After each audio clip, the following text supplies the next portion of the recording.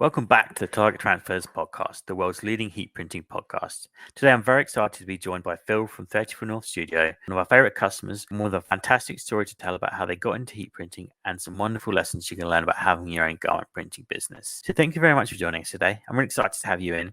We've got a chance to meet back in April at Printwear Promotion. When we got speaking, I was really inspired by everything you're telling me about your journey and what you've been up to, and one I really want to share with all our listeners. So, thank you for coming on. So let's get started. Give us a little intro to yourself. What do you do at 34 North? Okay, I am Phil. We've been going now about 3-4 years now.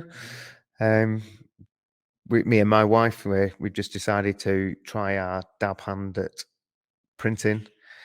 We've done pretty well so far. Business has it, the ups and downs and things like that. You always like to have your testing that we do, everything, because you start off bare minimum what you do first and go, right, we'll start with vinyl. How can we make this something nice, something?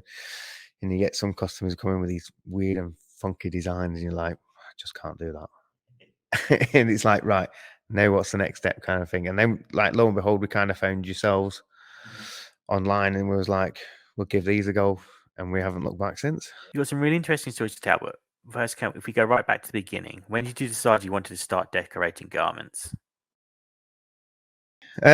We just sat down one night and we were just like, you see all these people making t-shirts and printing t-shirts, and you see, like you say, companies that have started from nothing. You think, can we have a go at this? And we're like, yeah, we'll have a go.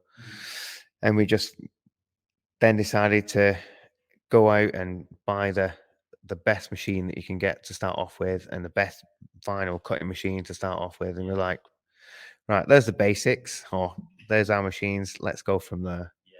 Like I say, our logo was a little bit rubbish at the beginning. It wasn't the best that we tried our best at dab hands and moving some stuff around.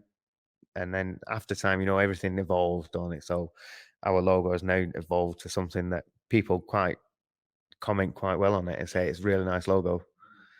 But not back when we started, it was just a pipe dream, and then we just decided, let's make it happen. Yeah. Which machines did you start out with?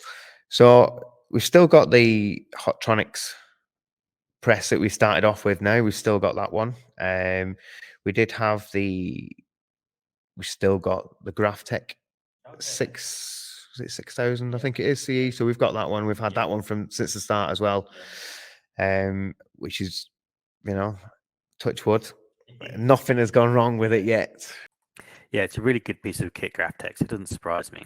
No, the only odd problems you have with it is the software. When they update it, it doesn't coincide with like the programs that you use on the computer. Oh, okay.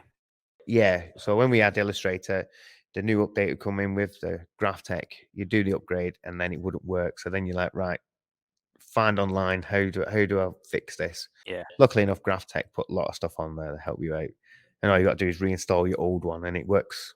Yeah. So we just keep, again, that's another trial and error thing going off there as well. And it's just sort of, did you start off with lots of standard Flex or Sportsman vinyl to get going? Yeah, it was more of just a sports film. At the beginning, we didn't really go into t-shirts too much. We were kind of doing gifts and stuff like that. So, your tote bags, things along like that, and gifts to give people. Like, kind of first orders that we had were school, leaving gifts and stuff for teachers and stuff like that. So it was like the teacher's name and initial, and then they put the stuff in the bags, whatever it was. But that's how we started, and then we've kind of delved in further into sportswear. Okay, and how did you find it sort of like getting the next job? What did you approach did you take to that? We did try, the usual online Facebooks and Instagrams, and we got a few there, but most of it came from word of mouth of people that have been with us before. So one of our friends bought one, and their friends saw it and went, oh, where'd you get that from? And then it carried on and snowballed a little bit. Then family members started to buy stuff as well for other family members. So it's like, I think they're trying to get better deals that way rather than going out buying the stuff. Yeah. Everybody comes out of the woodwork going, can you do this? Can you do this? So yeah. But at the minute, everything's been word of mouth. We get a few people that come through Instagram or Facebook and stuff like that. But we're not. It's not a. That's not our main one. So Okay, so you've got quite a, one of the reasons I wanted you to get on was you've got quite a different story, I guess. just a little bit, yeah. If you so you can you tell us about some of the weird and wonderful things you started to get stuck into, because feels a great experimenter when it comes to applying transfers and vulnerable to anything, which I think is really brilliant because that's the best way to grow as a business.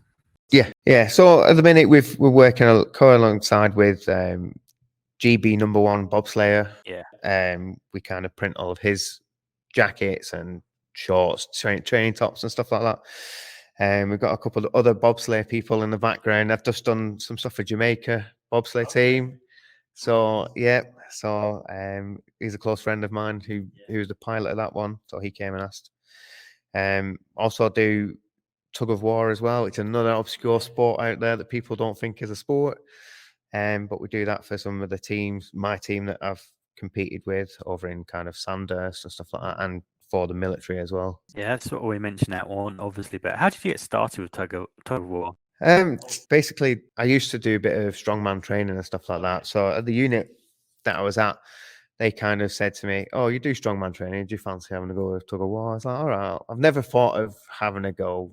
I've done the rugbies before in the past, so I thought I'm getting a bit on a bit now, injuries prone. So let's try something different. So I went along, tried it out. I wasn't too bad because I was quite strong in the legs. And then it's just kind of built up from there. After a year or so, I was like combined services, things like that. So it was kind of snowballed pretty quickly for my. I wish I'd have done it years ago more than started later on in life. What's the tug of war scene like in UK? It's a lot bigger than we expected it would be. It is a lot bigger.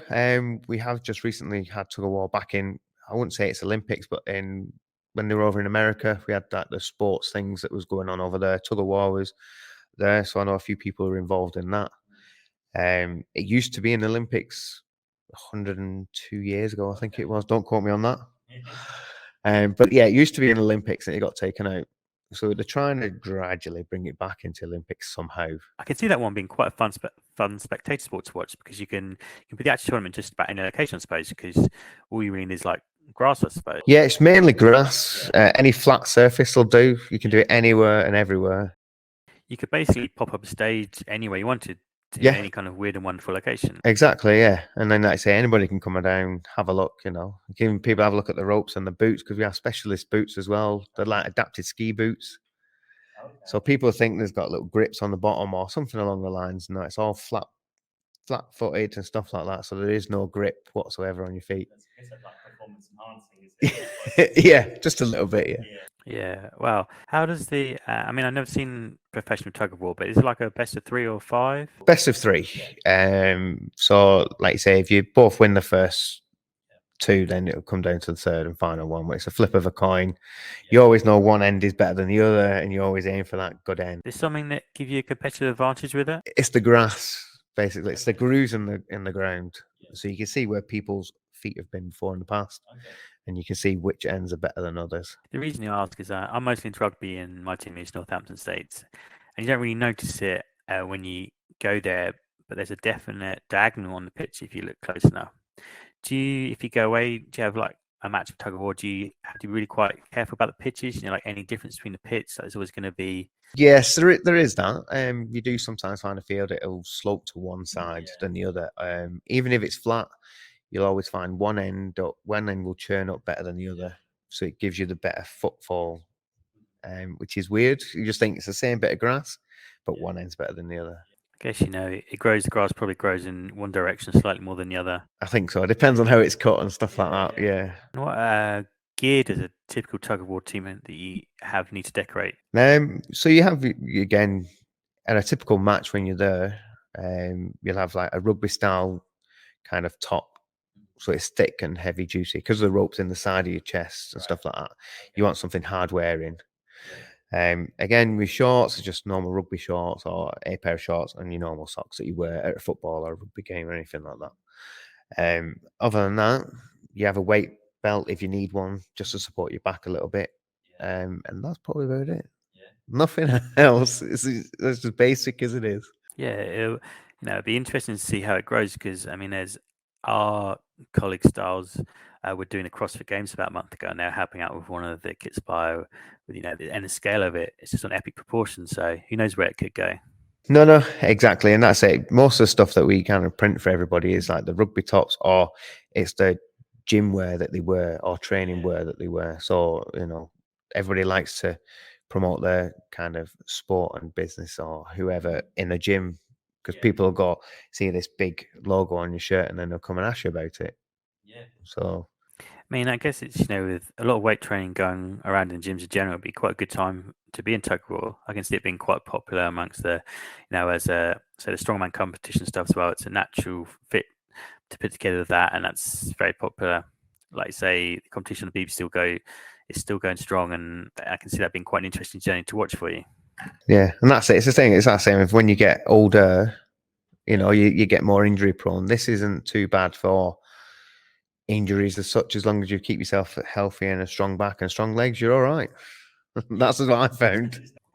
There's no contact, so there's no contact so there as well. I guess that's unless someone pulls you really hard into the rest of your team. That's really interesting. There's only one of the things that weird and wonderful things you come across. But one of the things you spoke to me about at the show, which I thought was fascinating, was the bobsleigh stuff. So how do you get involved with printing for bobsleigh teams? Okay. Again, military. I did it as a military sport. I'd like to say we do have a military bobsleigh team. Yeah. So the RAF do have the Royal Air Force. Do have a bobsleigh team. And we have trials twice a year at Bath University because they've got all the equipment there. So we kind of do our trials twice a year. And what will happen is we'll take away some of our novice drivers or novice brakemen, and we can see how they perform on ice rather than on a running track and rather than on a little push track that's at Bath University. Actually put them on ice and see what they can do. So I started that 2013, going that long back. I had a trial of it, and I kind of loved the sport. It's another weird and wonderful thing. Sliding down at like 80 kilometers an hour on your backside is a lot, It is adrenaline rush because being a brakeman, you can't see the corners. We only do 2-man in the military unless you get picked to go on to represent GB and stuff like that. But yeah, when you're in the brakeman, you just sat there, head down, make yourself as small as possible for the aerodynamics. So the air just goes over the driver and then over the back of you. So as I'm in the sled, I'll count corners when I'm going. I'll go 1, 2, 3, and then one of them's that we use in Austria. It's got like a 280-degree bend. So that's kind of when you hit that one because you squeeze a little bit more, just because of the gravity in the G's. And so, do you get like a military Olympics or something to compete in? It's the same like as it. We have inter-services. So us, the Royal Air Force, Army, and the Navy all have our little yearly competition. We haven't had it for the past few years because of what's been going on. Hopefully I think it's February next year, we should be having it again. Oh wow, okay. So and they have like the luge, is that the word? There's luge and skeleton, they're all underneath the same kind of bracket. So yeah, when we're all there together, you've got the skeleton, the bobsleigh, and the luge all together. Wow, I had no idea, and it makes sense. So I can see why. It's the sort of training that you're going through and the condition that you and the rest of the team, and it makes sense. And it's a logical fit for sports like that. Yeah. So yeah, to expand on there, so some of the people who were in the Air Force, they're now representing GB, kind of like the development squad. You've still got to meet the timings that you need as a GB athlete and stuff. So you still got to meet the timings for that. Me personally, I never got that far, but I'm still involved with it now on a more of a safety level now. But I still go to trials and watch new athletes come up and come through. But no, I've had a few people that are now part of the GB squad who have come to me and said, "We know you're doing printing. Can you do this? Can you do that?" So like, send us your logos that you have, and then we can see where you're yes or no. It makes it easier if they send us a logo and go, right, yes, I can do it, and no, I can't. When we were doing vinyl to start off with, I was always like, no, I can't do that. No, I can't do that. And that's when we came to yourselves and we found that with the ultra color worked for us massively. of what we were doing and what we were using it for. So we had, I think it was 2 years ago, the GB number 1 squad, Brad Hall, he came to us and they were doing all the stuff to thank the NHS and thank charities that helped people out. So they all sent us their logos and we're like, right, some of these details, so we need to go down the ultra color range. And they went onto the jackets perfectly. Didn't have no problems. If we did have any problems, we kind of rectified it ourselves. It's that same thing. You always order more than what you actually need. So if anything does go wrong, you can kind of sort it out without the customer knowing. One of the ways, the most fascinating part of our conversation back April that I'd love to share again for everyone that's listening now was this test that you went through, because obviously when testing something like ultracolor, we test it commercially, we make it past 60, 70 plus watts, which is great. But we don't tend to technicians don't tend to represent those of a bobsleigh team. I think in one of the areas it was kind of minus 24, minus 30s around that area. So we're like, right, we need to make sure it withstands that sort of thing. So we started putting water onto garments and putting it in the freezer to make it freeze on there and see if it cracks or breaks or peels off. Luckily enough, nothing happened. So it was all right. It was like, okay, that can work for us. So you literally just have freezers full of puff jackets for a while? Yeah, we had some jackets. We've got some beanie hats in there as well and stuff like that, just to make sure. I was like, right, let's see how it goes. And I think that's one of the things that kind of fascinated me the most. I just had this image of you like, okay, this one's day 10, this one's day 15, this is how it's going. And that's it. And just because you want to know it's going to stay on the garment for when the customers and stuff like that, that's how we want to do it. Like I say, it's not like we've got anywhere that can go minus whatever straight away. Freezers only can go to a certain temperature. So that'll do for now. Yeah, you give it real punishment, see where it goes from there.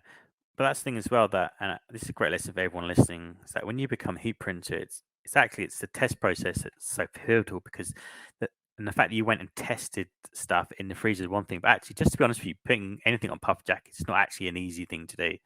So to be like, yeah, we'll put this in a puff jacket and put water on it, but to actually, a lot of people struggle with just the first bit.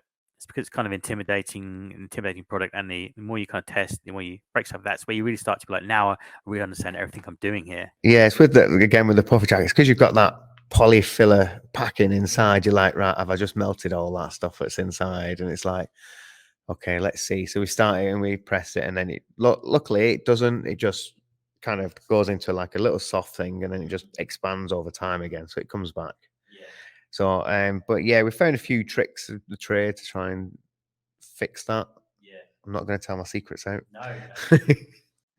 No, because that's the kind of secret sauce, isn't it? How you take things to the next level, because every puff jacket is different.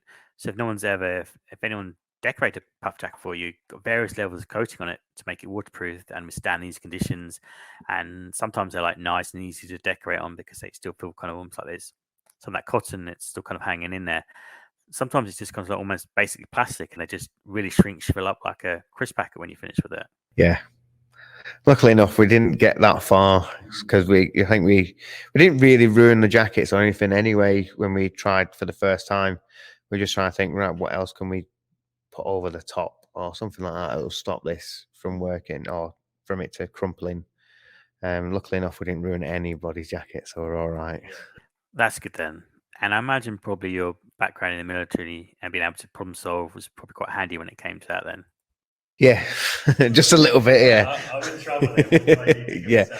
And you don't be one of them people that go, right, now I've got to buy a brand new garment for the person, because sometimes they give us the garments and things like that. You're like, right, they give us the garments. I've got nothing to work on now. So it's like, right, try and find something I've got to try it first. Yeah, you give a bit of a Primo Promotion was the first one you've been to? Yeah, that's the first one we've ever been to. So I imagine it probably gave you a bit of a different perspective when you actually went around. Did it, like, in terms of what you're looking for now, probably educate yourself? Yeah, it's like rabbit in a headlight. As soon as we walked in, it's like, oh, I didn't know there's that many companies out there or that many firms doing this and various products and services out there. Because I know you were bringing out the new Ultracolor Max, so I was looking forward to having a look to see what that looked like and felt like and things like that. Because that's because my wife kind of follows the people in America who you work alongside, and she was like, this is out in America. Let's find out if it's ever going to come to the UK. Is it coming? Is it? So like that's why we're always emailing and finding out, is it going to come to the UK and stuff like that. So we were happy when Ultra Colour Max came. Then you got your few that you already trade with, who you get your garments from. So you go and see some of them, and you know, and they're happy to see you because they know you're a customer and they kind of want to see how you're getting on. And then there was a few other new companies that we'd never heard of, and we're like, let's go and have a look. And their kind of garments felt really, really nice and comfortable and stuff like that. Like say, you've got your Bella and Canvas that you're working alongside. So we looked at theirs, and the t-shirts we like the t-shirts and stuff. Then you got your Anthems, and they were really, really nice. So it's now put it hard on us to figure out, right, where are you going to get now your garments from? And so it's just that little now extra bits now of like, right, we've sorted out the business now. Which kind of direction are we going to go in? I think that's my next question, because obviously by finding these kind of wonderful niches you've got with bobsleigh and tug of war, it's like, how do you approach growing a business? Do you like double down? I need to find more tug of war teams and more bobsleigh teams, or how do you know when to take the next step? Kind of. It comes with don't know what we're going to do. Again, word of mouth of people of going out and saying, "Oh, have you seen what we've just had done?" and things like that. And we pump it out there on the Instagrams and the Facebooks and stuff like that. And you know, we get a fair few people liking their stuff, but nobody comes forward and asks for anything else. So it's just trying to find now a garment that's going to take away from the sports teams as much, and it's just going to be for an average person who's not doing anything like, so just a gym goer or a rugby person or something who just wants their own kit for themselves. So it's just trying to put it out to that person now. At least you've got a very fascinating story to tell, no matter which way it goes, because you know you can either pick this one or it's about picking which one. At least you know if someone says, "Can you do this?" you can say, "Well, I did that. That won't be quite easy for me." And that's it. And that's what we're hoping for. Is just people can see what we've done in the past and then come along and say, can you do this? Can you do that? You know, and we're quite happy if somebody comes in, there's no minimum orders or anything like that. We're not one of these companies that goes, oh, you're going to have to do 10. You've got to do 20. It's just if you've got one t-shirt and one pair of shorts or vest tops or things like that, it's like happy days. We're quite happy with just that order, and we'll do our best to get it out to you as soon as possible. And how can someone listening isn't a garment printer and is just interested in your story? How can they go about placing an order with you or finding yourselves? Again, Facebook 34 North Print Studio, Instagram's the same handle, 34 North Print Studio. Just drop us messages. Then what we'll do is we've also got an email address that we can give out to yourselves, and then you can send all your pictures that you want to send or what you want printing and things like that, all in certain formats, and then we can say yes or no. 9 times out of 10 we're saying yes at the minute, because we've got, like say, the Ultra Colour Max and the Ultra Colour as well. So we've got the two options now. So if they need more, like we're saying, you'll go to your Ultra Colour side, because we know you get your 10 sheets, so you can do it all there. And then you've got your Max one, which is your 50 by 15. You can fit as much as you want, which we try and normally fill every bit of that page. And that's the way to do it. I mean, you've got lots of one-offs and things you can fill up with every single one of them. Yeah. And spread the cost that way. Yeah, because we've on the Max order we've just done with you recently and stuff like that, we've put people's logos who we've used in the past, so we can see the difference on the different garments as well. Because we're like, right, we need to fill some space. What can we put in there? So we have it rummaging through all our Ultra Colours that we've got, like, right, we're running low on them ones, so we'll put some of them in there just to fill the gaps. Yeah, I think that's a really interesting point actually as well, because you know, obviously you do a good job for a customer and you kind of expect them to come back, and a lot of time they do, but you know, the customers will get busy and then sometimes they'll just forget they need to order stuff. So sometimes actually like right, I've got a new t-shirt from Bella Canvas, right, I'm going to put that logo on it, send a picture to them and like, we've got this for you this month. And they'll be like, so glad you contacted me. I need like 100 of them now. And you're like, good job I did that. We're just trying to sort out our own like website now. So again, I know we've done it all on the social media side. So now we're trying to just gradually trying to bring it onto have our own page now. So that takes time. I'm trying to pick which images to use, which things best show what you're doing. You've got some really nice imagery on there. You're the one doing bits and pieces of sort of the 34 North brand as well on its own as well, which I think is really good. How have you found sort of deciding which ones? Obviously, you know which ones you can do lots of things, but how do you narrow down which one you're happy with? It is, and it's trying to figure out how to kind of upgrade your logo onto garments now. So we've been playing around with putting lines with the logo and things to make it look more sporty or more, gym going wear, rather than just plunking a logo on your chest. And you're like, that doesn't really say anything. It's just so you want something that stands out that someone's going to ask somebody, so where have you got that from? And what is the story behind the name 34 North? Where does that come from? So it is a passion of mine and the wife's, where we kind of want to, when I've finished in the military or I'm ready to retire and stuff like that, then we want to go and kind of live in Cyprus. So 34 North degrees is kind of Cyprus on the world map. So that's where that has come from. It's kind of a meaningful logo to us, and it gives us a path of why we're doing this logo.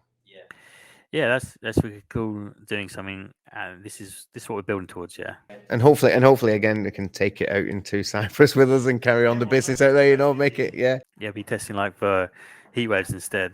Yeah. Imagine that'd be like putting stuff on a t-shirt that's sitting in front of on a heater or on the radiator. Yeah, or just put it outside in the sun. Yeah, because I think the Cyprus heats at the minute over the summer, they've been hitting 40 degrees out there, so it's really hot. So hopefully it just doesn't bubble anything. Well, it's important again. It's, testing in the cold, testing in heat. It's just important because we've had customers that haven't protected. They just leave the transits outside. Oh, it's nice and sunny. I'm going to go outside and enjoy myself for a couple of hours, and you leave stuff out, and like a t-shirt will even start to fade. The sun was bad and with the heat, and you have to be very, very careful. It's that thing, on the testing bit as well. Luckily enough, because when I go away to certain areas of the world or stuff, they kind of boil wash everything. So that's like 60 degrees and stuff like that. And then put it in a dryer and you're like, oh, I didn't expect it to happen like this. And then luckily it comes back and nothing's happened. It's all still there. It's all still pristine. So it's like extra bits that people don't realize that you can test yourselves. Put it in a washing machine at 60 degrees and then chuck it in a dryer yourself. Just then you can tell your customers, don't worry about if you put it in a dryer by accident, it's going to come out all right. Yeah, that's it. That's really good advice, that one. So have you got anything exciting coming up that you think you could share with us? There's nothing that we're not scared of putting transfers on. We have been working recently with like boutique bags. So we've been trying them to put our logo or other people's logos on there. Again, one or two kind of melted a little bit because of what it was, but then we've now again tested and we've fixed what we had the problem with. Possibly we're looking at bobble hats as well and stuff like that, with a new way of putting our logo on there. And again, we're still doing sportswear. I know it's coming to the winter season and nobody wants sportswear, things like that, but you can get yourselves ready for January. Again, hoodies and stuff like that. My AWD's hoodies, really nice. I like my new biscuit coloured one. That's quite nice. But no, we haven't got anything in the pipeline as such, but we just kind of see what people come to us with. Again, we're not scared of trying anything and everything. Same as, it's like you say, you got your bobble hats and stuff. People always go, oh, they've got to be embroidered. They've got to be embroidered. Not always. Vinyl still works as best. Even though everyone says a beanie hat is going to melt because it's acrylic, there's ways and means around it, which we've done that and tested, and it works. I think as well, a lot of the stuff when someone says it has to be done this way, it's only because that's how it's been done for, and that's how the last order someone's found it on a piece of paper. Someone said it was embroidered, so they think that's how it's got to be done. You just got to educate people to be like, actually, do you know what? I can do it quicker and probably cheaper for you. And that's what it comes down to. They go, is it that much? Are you sure it's that much? Because embroidery was costing me this much. Yeah, it's a total different area of expertise now. So. And have you got anyone that's listening now, anyone that's never done heat printing before, thinking about getting started? Have you got any advice that you wish you could have given yourself 3 or 4 years ago? I'd say try and get all the best equipment to start off with. That's the way we did it, and it's give us in good stead. Again, ask questions to yourselves, because you're pretty good at helping people of where things have gone wrong, or if they've not pressed it the right temperature. I know we've had problems in the past, and we've emailed your customers and they've come back to us and said, oh, maybe because the temperatures and outside at the minute is changing your t-shirt, so the moisture's a little bit more, so you need to press a little bit longer. But yeah, I'd always ask for advice off people who know what they're doing. I wouldn't just try and go in it blind like I did to start off with. I went in blind and went, right, let's see what you can do. But yeah, I'd say ask as many questions as you can to people who are already doing it and where they went wrong, and try and learn from their mistakes. I think that's a really good point. I think one of the things we've highlighted is now that we started the podcast is actually the mentality of UK garment decorators has shifted quite a lot in the last couple of years, because so many people like yourselves who've kind of taken things to the next level, but the mentality of sharing, being a bit more open with it, there's enough, I bet every single person listening to this would never have thought that bobsleigh garment decorating was a thing. So it just goes to show that there are lots of room for everyone in the UK industry.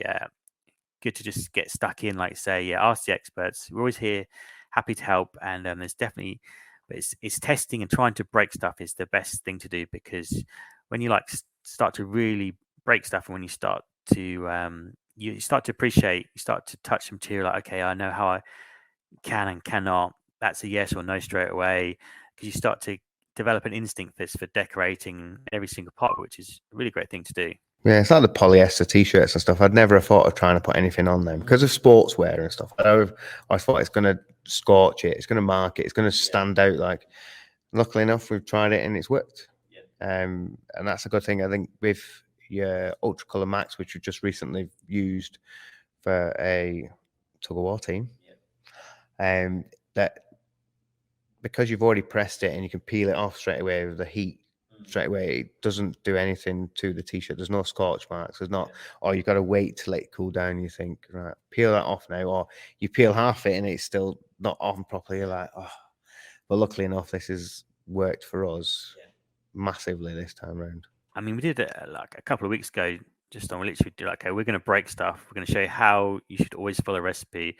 It's just to understand the transfer, because it's really easy to think, I'll just put this on it, whatever. It's important, like I say, wash stuff. We always say wait 24 to 48 hours to wash that. Don't tumble dry. Sometimes customers can't rely on using not to make mistakes. It's important anyway, just to see what happens. Put transfer on, leave it half an hour, and then wash to see what happens. And then be like, okay, don't want my customer doing that. Yeah, and that's it. You've got to give everything that you can to the customer to make sure that the garment lasts longer than a week or things like that. That's how people come back, because they'll be like, wow, that, because I imagine there's probably there's the people decorating the bobsleigh stuff, but I'm sure in the back of their minds there's a bit of skepticism about whether you can actually do that, because if anyone wants to see it, it's on your Instagram page, so you can see his jacket. It's not just like a little logo on it, it's like 8 logos. Yeah, you got some on that side and some on the opposite side as well, yeah. So it's not an easy decorate. And they're probably like, first of all, like, okay, right, you've actually got everything on there. They're probably like, when they go home after, they're like, it's still on. Yeah, and that's it, because they're all carrying bags and stuff like that. You think, oh, a bag is just going to rip that and things like that. But it's that thing of, we've done it for friends and stuff like that. You're like, what happens if it goes wrong?